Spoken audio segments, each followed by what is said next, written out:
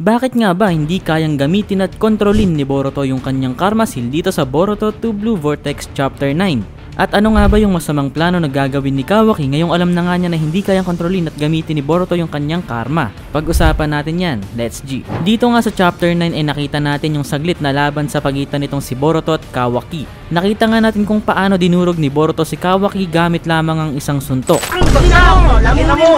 Sinabihan pa nga dito ni Boruto na nakakaawa nga daw si Kawaki dahil mahina pa rin itong si Kawaki kahit 3 taon na nga ang lumipas. Meaning sa 3 taon nga ay mukhang hindi nga nag-training itong si Kawaki dahil in the first place ay hindi naman talaga naniniwala itong si Kawaki sa way of ninja or way of shinobi na pagtitraining dahil in the end nga daw wala din kwenta ang training ng mga shinobi kung mga godlike beings ang makakalaban. Yan nga ang bulok na filosofiya ni Kawaki, masyado siyang nagtiwala sa kanyang karma. Pero after ngang trash talkin ni Boruto dito si Kawaki, dito nga inactivate ni Kawaki yung kanyang Karma Seal. At nag-resonate nga dito yung karma ni Kawaki sa karma nitong si Boruto. At dito nga ay makikita natin nagkaroon nga ng slight panic dito sa side ni Boruto. At sinabihan nga siya ni Kashin Koji dito na kailangan na nga daw umalis ni Boruto or else mawawalan nga siya ng kontrol sa kanyang karma. Kaya nga dali-daling lumipad palayo dito si Boruto dahil halos fully activated na nga dito yung Karma Seal niya. At na-realize nga din dito ni Kawaki na hindi pala kayang kontrolin ni Boruto yung kanyang karma. This also shows na hindi pa nga perfect si Boruto guys, na kahit ipinortray nga si Boruto sa mga previous chapter bilang pinakamalakas na shinobi na mas malakas pa nga sa Baryon Mode Naruto at Madara, Ishiki at iba pa, meron pa ring mga natitirang kahinaan na kailangang talunin at lampasan itong si Boruto.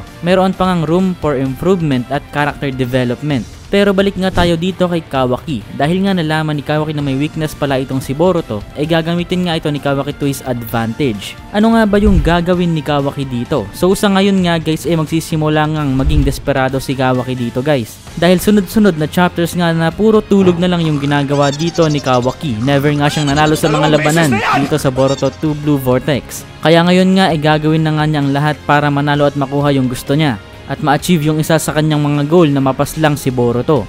Nagawa na nga nito noon ni Kawaki noong nagsimula siyang magsinungaling sa buong mundo sa pamamagitan ng omnipotent Shinjutsu ni Ida. Nabalik na rin ang mundo nila ni Boruto. Nagawa niya rin niyang pumatay noon para lang ma-achieve yung goal niya. Ang kanyang best friend at kapatid na itinuturing nagawa nga niyang patayin sa chapter 66 ng Boruto Naruto Next Generations noong pinatay nga niya si Boruto. At siguradong kaya nga niyang isakripisyo ang kahit buhay pa ng iba para lang sa mga goal niya. Kaya kung mapapansin nga natin dito guys sa chapter 9, imbis na talunin nga ang mga threat na kalaban ng Konoha na si Jura at Hidari, mas pinili nga nitong si Kawaki na magstay at kalabanin pa si Boruto. Kahit alam naman niya sa sarili niya na mukhang mas malaking threat at mas delikado nga si Jura at Hidari kesa dito kay Boruto. It just shows na wala talagang pakialam itong si Kawaki guys sa Konoha Village. Ang tanging naiisip lang nitong si Kawaki guys ay ang goals niya na patayin si Boruto at mga threats sa buhay ng 7th Hokage. At kahit mamatay pa nga siguro ang lahat ng tao sa paligid niya, okay lang basta buhay si Naruto. Ganyan nga kalalim ang obsession ni Kawaki. Kahit nga mamatay pa siya mismo in the process, wala siyang pakialam kahit buhay pa niya ang nakataya. Pero ang mali nga lang dito ni Kawaki guys ay nagkaroon nga siya ng miscalculation.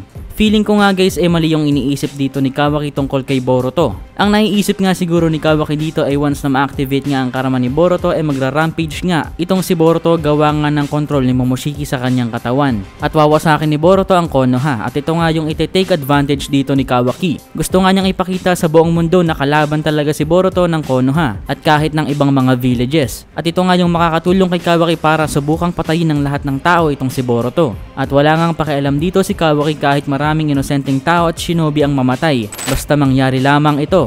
Pero mukhang mali nga yung iniisip dito ni Kawaki guys. Sa tingin ko nga, it is not that hindi kayang kontrolin ni Boruto yung kapangyarihan ng kanyang karma or magte-take over si Momoshiki sa utak at kanyang katawan. Hindi ganun yung mangyayari dito. As we all know, bago nga ang time skip nagsimula ngang mag-fuse yung personality ni Boruto at Momoshiki. Ibig sabihin guys yung pagkatao nga nitong si Momoshiki at Boruto ay unti-unting nagiging isa. At siguradong sa span of 3 years nga ng time skip malaki nga yung naging progress nitong pag-iisa nitong isip, mentality at personality ni Boruto at Momoshiki. Ibig sabihin guys yung ideals, morals, values ni Boruto at Momoshiki maghahalo. At hindi nga dito totally magra-rampage si Boruto at magwawala na parang walang isip or totally makakontrol ni Momoshiki. Kundi mixed o maghahalo lamang talaga, lalo na kapag naka-activate nga ang Karma Seal. At ito nga yung iniiwasan dito ni Boruto at Kashin Koji. Dahil once na ma-activate nga dito ang karma ni Boruto, even though si Boruto pa rin ito at may consciousness pa rin ni Boruto, magkakaroon nga dito ng pagbabago at shift sa mindset ni Boruto gawa nga ng ideals at pag-iisip ni Momoshiki na andito nga rin sa utak ni Boruto. Magkakaroon nga siya ng bad tendencies dahil sa evil nature ni Momoshiki. For example, baka maisipan nga dito bigla ni Boruto na patayin na lang si Kawaki para matapos na ang lahat ng problema. Na hindi nga dapat gugustuhin mangyari ng original Boruto dahil ang gusto ngang mangyari ni Boruto ay magkaayos silang dalawa ni Kawaki. Dahil para kay Boruto nga away magkapatid lamang itong nangyayari sa kanilang dalawa.